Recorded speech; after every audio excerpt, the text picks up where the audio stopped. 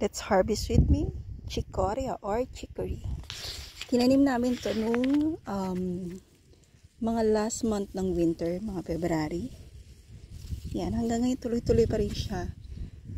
Bali, kapag inaani ko, hindi ko siya binubunot mula dun sa pinakailalim. Gumagamit lang ako ng scissor, tinatalya ko lang. Tapos nag-iiwan lang ako ng 1 inch. Kasi ito yung pinaka buto niya.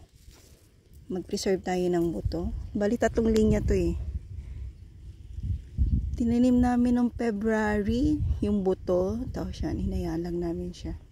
Ayan, tuloy-tuloy pa rin ang bunga. Ginagawa lang namin, binabanyo Maria. Tapos pinapreserve namin siya sa freezer. Mga 3 to 5 minutes lang. Or less pa nga minsan.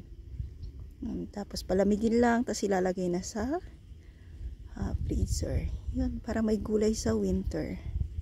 Diba, kakatawa. Sipagan lang. Sipag-sipag lang. Nice.